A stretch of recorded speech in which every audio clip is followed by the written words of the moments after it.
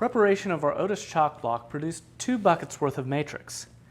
These are the mudstones and siltstones that were surrounding the bone.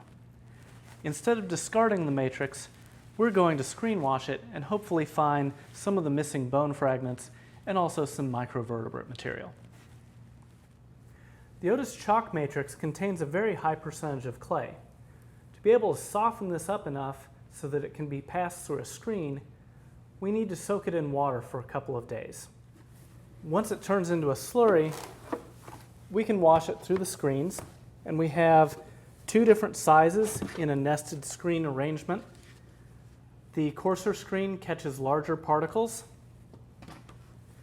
and the finer screen catches smaller objects like microvertebrate teeth. Screen washing can get quite messy, and it requires a lot of water.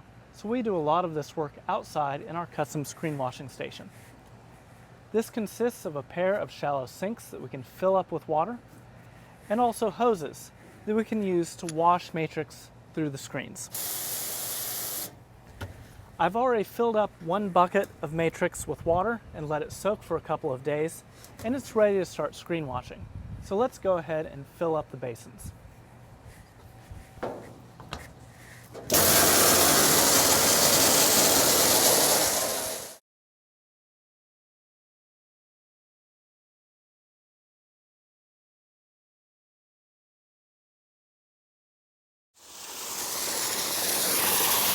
Okay, that should be deep enough.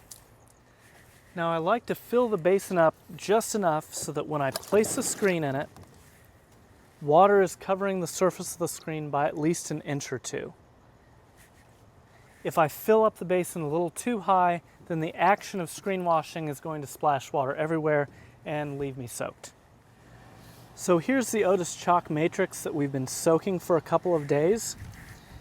It's actually doubled in volume because it soaked up a lot of water. It's still very, very sticky.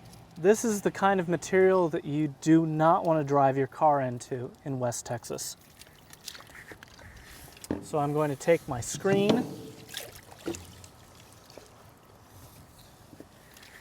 and I don't want to completely fill up the screen because then you can clog it up and the matrix won't be able to move through to the lower screens.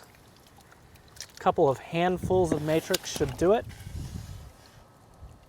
This is a lot easier to do with lower clay content materials like a lot of our Pleistocene cave localities.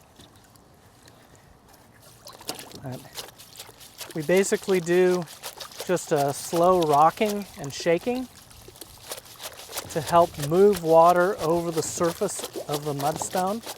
You can see it's already starting to break apart. I'll kind of smash up some of these larger wads.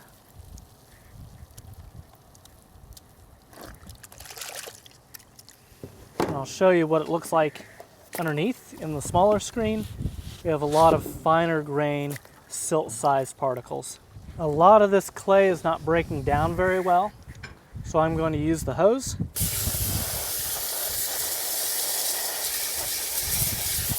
This does a very good job of breaking down these clays and pushing it through the screens. I have found at least 1 hard piece of matrix. It actually looks like a piece of bone that's coated in ironstone, and we'll be able to compare this to all the missing pieces on our vertebra and hopefully find a fit.